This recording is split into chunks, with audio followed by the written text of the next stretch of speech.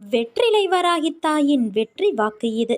என் தங்கமே, என் பெயர் சொல்லி ₹1 நாணயத்தை எடுத்து உன் பூஜை அறையில் வைத்து உன் வேண்டுதலை வை.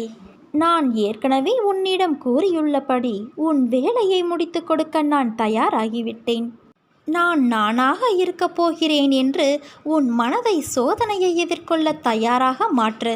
இதுதான் முதல் படி. எனது கடவுளான அன்னை யாரைப் போலவும் நடித்தவர் அல்ல. அவர் தனக்கென ஒரு தனி வழியை உருவாக்கி கொண்டு அவராகவே இருந்து அதை நடைமுறைப்படுத்தி ஜெயித்தவர். அவர் என்னோடு இருக்கிறார். நான் பிறர் நடுவே தனித்தன்மையோடு இருக்கிறேன். நான் இதுவரை பெற்றது தோல்வியல்ல, அனுபவம். அனுபவித்தது எல்லாம் கஷ்டமல்ல, சோதனை. இதில் நான் ஜெயிப்பேன். நான் தோற்க பிறந்தவன் அல்ல, ஜெயிக்க பிறந்தவன் என்று கூறு. இவ்வாறு நீ கூறும்போது உன் மனதில் ஒரு தன்னம்பிக்கை, தைரியம் ஆகியவை உன் மனதிற்குள் தோன்றுவதை நீ உணர்ந்து கொள்வாய். ஒரு ஆரம்பம் இருந்தால் ஒரு முடிவு உண்டு. பிறப்பு உறுதி செய்யப்பட்டால் இறப்பு உறுதி. அதேபோல நமக்கு கிடைத்த இந்த மானிட பிறவியை மகிழ்ச்சியோடும் பொறுமையோடும் வாழ வேண்டும். நாம் செய்கின்ற செயல்கள் நாளை சரித்திரம் படைக்க வேண்டும். எந்த ஒரு காரியத்தையும் தொடங்கும் முன்பு என்னை நினைத்து தொடங்கு. என் நாமத்தை உச்சரி. அதை நான் சுமூகமாக முடித்து வைப்பேன். இந்த மானிட படைப்புகள் அனைத்துமே அற்புதமானவை. நீ பட்ட வேதனை, அவமானம், மனக்கசப்பு, வறுமை, கடன் தொல்லை அனைத்தும் ஒரு முடிவுக்கு வரும் என் குழந்தையே. அனைத்தையும் உன் அன்னையான நான் பார்த்து கொண்டுதான் இருக்கிறேன். நீ செய்த பாவங்கள், தவறுகள் அனைத்தும் இன்றோடு ஓடி ஒளிந்து விட்டது. தொட்டதெல்லாம் பொன்னாகும் நேரம். நீ ஒரு நாளும் கலங்காதே. உன் அம்மா நான் இருக்கிறேன். நாட்களை நீ எண்ணிக்கொண்டு இரு. நீ அடுத்தவனுக்கு உதவி செய்யும் நேரம் வந்துவிட்டது தங்கமே. பிரிந்து சென்றவர் கைகூடும் நேரம். உன் உதவி நாடி பலர் வரும் நேரம். என் வாக்கு என்றுமே பொய்யாகாது. நீ பெரும் செல்வந்தனாகப் போகிறாய். காத்திரு, கலங்காதே, மகிழ்ச்சியாக இரு. என் கஷ்டம் தொடர்கதையாக இருக்கப் போகிறதா என கேட்கத் தோணுகிறதா? நிச்சயமாக இல்லை.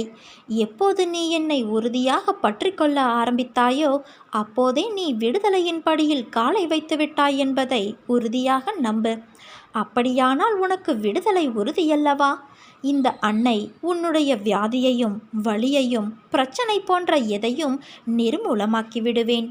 அனைவர் மீதும் கருணை கொண்ட உன் அன்னையான நான் அன்போடு உன்னையும் பாதுகாப்பேன். இப்போது நீ பிரச்சனைகள், தடங்கல்கள் என்னும் கடலில் கழுத்து வரை மூழ்கியிருக்கலாம். துக்கமும் வேதனையுமாகிய படுகுழியில் ஆழமாக அமிழ்ந்து போயிருக்கலாம். ஆனால் அதை பற்றி நீ கவலைப்படாதே. அமைதியாயிரு. நம்பிக்கையோடு என் நாமத்தை இடைவிடாது சிந்திப்பவர்கள் துக்கப்படுவது கிடையாது.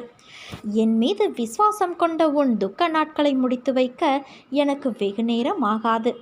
என் ஆலயப்படிகளில் கால் வைத்த பிறகு நீ சுகத்தின் மீதுதான் சவாரி செய்ய போகிறாய் குழந்தையே. என் நாமம் உன் உள்ளத்தில் இருக்கும் வரை எந்த கெடுதலும் உன்னை நெருங்க முடியாது. புதைக்கப்பட்ட விதைக்கு கூட எதிர்காலம் உண்டு. வெட்டப்பட்ட மரங்கள் கூட மீண்டும் வளர்வது உண்டு.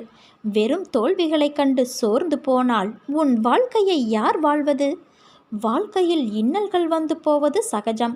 அதை எப்படி மீள்வது என்பதை நினைத்து செயல்படு. பயப்படாதே. பயந்தால் அது உன்னை வீழ்த்திவிடும். ஒரு குறிக்கோளை அடைய நீயும் தினமும் அலைந்து திரிந்து கொண்டு இருக்கிறாய். நீ படும் வேதனையை உன் அன்னையான நான் அறிவேன்.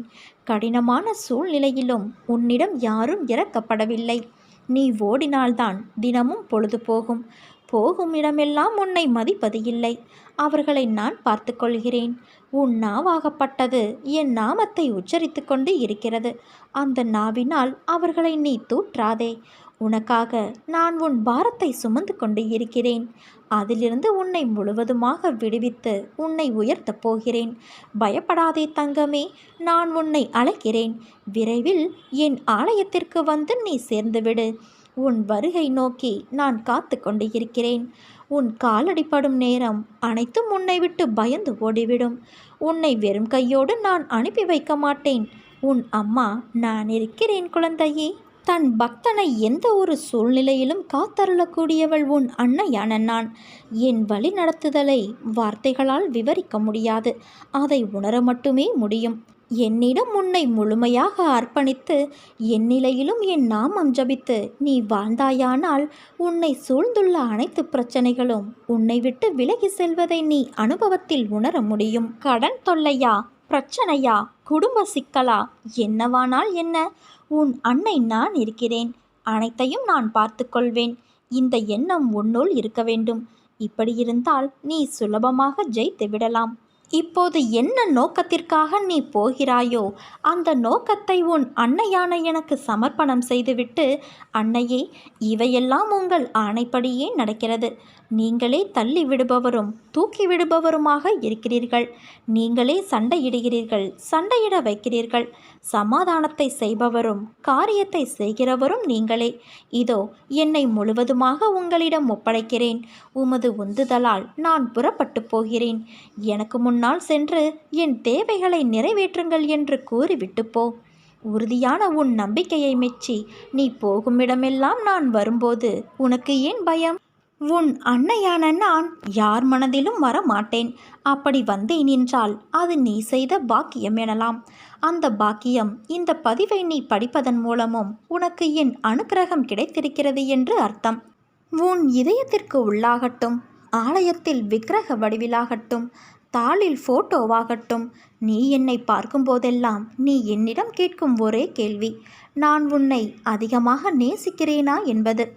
ஏனென்றால் பல வேளைகளில் நீ தவறு செய்து விடுகிறாய். அதற்காக பிறகு வருந்தினாலும் தவறாது அதற்காக வருகிற தண்டனைகளை பெறும்போது, அன்னையே, என்னை மன்னித்து கொள்ளுங்கள், என்னை மீறி நான் நடந்து கொள்கிறேன், இதற்காக என்னை வெறுத்து விடாதீர்கள், நான் கடந்து வந்த பாதையை அடிக்கடி திரும்பி பார்க்கிறேன், காடுகளும் கரடுமுரடான வழிகளும் துஷ்ட மிருகங்களும் அச்சுறுத்திய அந்த காலத்திலும் நீங்கள் என் கைகளை பிடித்து கொண்டு வழிநடத்தி வந்தீர்கள். என்னால் முடியாது என்று சோர்ந்துவிட்ட நேரத்தில் தூக்கி கொண்டு நடந்தீர்கள். நீங்கள் காட்டிய வழியில் நான் செல்கிறேன், நீங்களே என் அன்பு உலகம் என்று நீ என்னிடம் மன்றாடுகிறாய். பிறகு எப்படி உன்னை நான் கைவிடுவேன்? ஒரு செயலில் ஈடுபடுவதற்கு நீ 1000 முறை யோசிக்கிறாய். நான் எடுத்த முடிவு சரியா, அவன் வினவியது சரியா என்றெல்லாம்.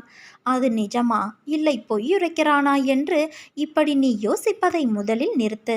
ஏன் இப்படி செய்கிறாய்? ஒரு பொழுதும் எதற்காகவும் கலங்காதே. ஒரு முறை உன் மனம் சொல்வதை கேள். மாற்றான் சொற்களை உன் செவி கொடுத்து கேட்காதே. எடுத்த முடிவை என்றும் எதற்காகவும் மாற்றிக்கொள்ள நினைக்காதே. உன்னை பற்றி தெரிந்து கொள்ளும் நேரம் வரும். எதையுமே கேட்டு வாங்கி கொள்ளக்கூடாது. தானாக வந்தால்தான் அதற்கு சிறப்பு. வாழ்க்கையில் புரிந்து நடைபோட்டு பழக கற்றுக்கொள் என் குழந்தையே. நீ நீயாக இரு.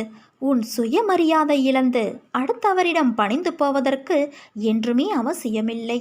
உன்னை புரிந்து கொண்டவர்கள் மட்டும் உன்னை சுற்றி இருந்தால் போதுமானது. உன்னை குறை கூறுபவர்களின் பேச்சை மனதில் ஏற்றிக்கொள்ளாமல் சென்று கொண்டே இரு. அவர்கள் எவரும் உன் வாழ்க்கையில் பயணிக்கப் போவது இல்லை. நீ நீயாகவே இரு என் தங்கமே. இந்த வழியில் ஒரு வேலையாக வந்தேன். அப்படியே உன்னை பார்த்துவிட்டு போகலாம் என்று உன் வாசலுக்கு வந்திருக்கிறேன். என் ஆசையை நீ பெற்றுக்கொள் என் குழந்தையே. வாழ்க்கையில் ஒவ்வொரு தருணங்களும் உனக்கான என்ன என்பதை ஏற்கனவே நிர்ணயிக்கப்பட்டது. அதில் இன்பமும் துன்பமும் என 2 சாயல்கள் உள்ளது. இரண்டுக்கும் ஒரே முகம்தான். இன்பத்தில் சிரிப்பும் துன்பத்தில் கஷ்டமும் தெரிகிறது. இரண்டையும் சமமாய் எடுத்துக்கொள்ளும் பக்குவம் உன்னிடத்தில் வந்தால்தான் உன் வாழ்க்கையின் நீண்ட பயணத்தில் மனம் தளராது உன்னால் பயணிக்க முடியும். ஒரு மரத்தில் பழம் என்பது நேரடியாக வருவது இல்லை. முதலில் மொட்டு, பிறகு போத்து, காயாய் காய்த்து பழமாக பழுக்குகின்றது. ஒரு பழம் என்ற முழு வடிவில் பெறவே அதற்கு இத்தனை பருவங்கள் தாண்டி பயணித்து வர வேண்டியதாய் உள்ளது. அப்படி இருக்கையில் மனிதனாய் பிறந்ததற்கு நீ எவ்வளவு புண்ணியம் செய்தாயோ? எதையும் சட்டென்று முடிவு செய்யாதே. நிதானமாக செயல்படு. பிறகு எந்த முடிவையும் எடு. உனக்கான நல்லதை மட்டுமே உன் அன்னையான நான் செய்வேன். உன் பக்கத்தில் எப்போதும் நான் இருப்பேன். என் பரிபூரண அருளும் ஆசீர்வாதமும் அன்பும் எப்போதும் உனக்கு உண்டு என் குழந்தையே. உனக்கு தேவை மன உறுதி. நீ எண்ணியது நிறைவேறாவிட்டால் மனமுடிந்து போய்விடாதே. ஒருவேளை நம் ஆசை தவறானதாக கூட இருக்கலாம். அது கடவுளுக்கு விருப்பமானதாக இல்லாமல் போனாலும் அது நிறைவேறுவது இல்லை. இதயத்திலிருந்து 2 எண்ணங்களை அகற்றிவிடு. நமக்கு பிறர் செய்த தீமைகளை மறந்து விடுவதோடு மன்னிக்கவும் வேண்டும். மற்றொன்று, நாம் பிறருக்கு செய்த நன்மைகளை மறந்து விட வேண்டும். ஆசைகளை வளர்த்து கொண்டே போவதால் நிம்மதியை இழந்து போகின்றோம். வாழ்க்கை பயணத்தில் ரயில் பயணம் போல சுமைகளை குறைத்து கொண்டால் நிறைவான சுகத்தை பெற்று மகிழலாம். குற்றம் குறை இல்லாத பொருள் இல்லை, துன்பக் கலப்பு இல்லாத இன்பம் இல்லை, அகம்பாவ சுவடற்ற செயல் இல்லை. அதனால் தூய உள்ளத்தோடு பற்றற்ற தன்மையை வளர்த்துக்கொள். அதுவே துன்பத்தை போக்கும் வழி. வாழ்வில் தடைகள் ஏற்படும் போதுதான் நமக்கு அதிகப்படியான தைரியம் தேவைப்படுகிறது. மன உறுதி உள்ளவர்கள் எந்த தடையையும் தாண்டி சாதனை புரிகிறார்கள். வாழ்க்கையில் எந்த ஒரு செயலையும் கடமைக்காக செய்தால் வெற்றி நம்மை விட்டு விலகி நிற்கும். அதனால் விடாமுயற்சி என்னும் வாகனம் ஏறி உழைப்பு என்னும் ஓட்டுநரின் துணையோடு தன்னம்பிக்கையோடு பொறுப்புகளை சுமந்து தன்னிறைவு காண்பதே நம் பயண இலக்கு. தோற்றுப்போ, துவண்டு போ, ஆனால் உள்ளே எரியும் நெருப்பை மட்டும் வெற்றியடையும் வரை அணைத்து விடாதே. மலையை பார்த்து மலைத்து விடாதே குழந்தையே. மலை மீது ஏறினால் அதுவும் உன் காலடியில் இருக்கும். பயம் என்னும் கடலில் மூழ்கி கிடக்காமல் அதில் எழும் நுரையாய் எழுந்து கரையை தொடு. உன் வெற்றி நிச்சயம். நீ எப்படிப்பட்ட தருணத்தில் என்னை வந்து சேர்ந்தாய் என்று எனக்கு தெரியும். இன்று உனக்கு நல்ல நாள், மனதிற்கு மகிழ்ச்சி தரும் நாள், அமைதி தரும் நாள், அதிர்ஷ்டம் தரும் நாள். நான் ஏற்கனவே உனக்கு அடிக்கடி சொல்லியிருக்கிறேன், உன் எண்ணங்கள் யாவும் கூடிய விரைவில் நிறைவேறும் என்று. அதன்படி இன்று நான் உன் வாசல் தேடி வந்து கொண்டு இருக்கிறேன். வா செல்வமே, உனக்கு அதிர்ஷ்டம் அழைக்கின்றது. வந்து அதை என்னிடம் இருந்து நீ பெற்றுக்கொள். கடந்து வந்த பாதையில் நீ பார்க்காத துயரங்கள் இல்லை, ஏமாற்றங்கள் இல்லை. நீ விரும்பிய வாழ்க்கையையும் என்னால் மட்டுமே உனக்கு திரும்ப வழங்க முடியும். நீ வருத்தப்பட்டது போதும். உன்னை பார்த்து விலகியவர்கள் எல்லாம் உன்னை தேடி வரும் நேரம் இது குழந்தையே. உன்னை தூற்றி பேசியவர்கள் தன் தவறை உணர்ந்து தேடி வரும் நேரம் இது. உன்னுடைய பல நாள் சொல்லலான சோகம், துயரம், துக்கம், சித்திரவதைக்கு எல்லாம் ஒரு முடிவு வந்துவிட்டது. பார்ப்பதற்கு இன்னும் முடியாதது போல இருக்கும். அவையாவும் உனக்கு இப்போது முடிந்துவிட்டது குழந்தையே. எப்படி என்று நீ கேட்கலாம். உனக்கான வாழ்க்கை உன்னிடம் வந்து சேரப்போகிறது. அழகான வாழ்க்கை, அமைதியான சூழல், ஆனந்தம் கிடைக்கப் போகிறது. நீ இவ்வளவு விஷயங்களையும் கடந்து வந்தது அசாதாரண விஷயம். அது சாதாரண விஷயமல்ல. பிறர் உன்னை எவ்வளவு அவமானப்படுத்தியுள்ளார்கள். நீ அதை பொருட்படுத்தாது கவனமாக பின்வாங்கி வந்துவிட்டாய். நான் சொல்வதெல்லாம் உனக்கு இப்பொழுது உண்மையாக தெரியும்.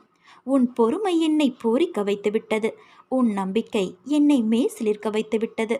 உண்மையிலேயே உன்னை நான் பாராட்டத்தான் செய்ய வேண்டும். எல்லோரும் பிரச்சனை வந்ததும் என்ன செய்வது என்று தெரியாமல் ஓடி ஒளிவார்கள், மனம் தளர்வார்கள், இடிந்து போய்விடுவார்கள். ஆனால் நீ அப்படியல்ல. நிதானமாக செயல்பட்டாய். நான் கவனித்து கொண்டேதான் இருக்கிறேன்.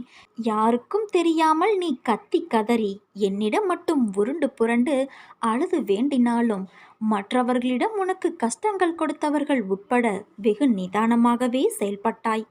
அடுத்து என்ன செய்ய வேண்டும் என்று என்னை கேட்டுக்கொண்டே அசையாத நம்பிக்கையோடு நீ இருந்தாய். நீ அப்படியே அமைதியாய் இரு என் செல்வமே. உன் அமைதிக்குத்தான் நான் உன் வீடு தேடி வந்து கொண்டு இருக்கிறேன். இன்று உனக்கான ஒன்றை தரப்போகிறேன். உன் பொறுமைக்கும் ஒரு எல்லை உண்டு. உன் பொறுமைக்கும் ஒரு பரிசும் உண்டு. உன் அமைதிக்கு ஒரு அற்புதம் நடக்க இருக்கிறது. உன் நம்பிக்கைக்கும் அப்படித்தான். காரணமில்லாமல் இங்கு எதுவும் நடக்காது. உன் வேண்டுதல் எதை பற்றி இருந்தாலும் இனி அதை நான் நிறைவேற்றி வைக்கிறேன்.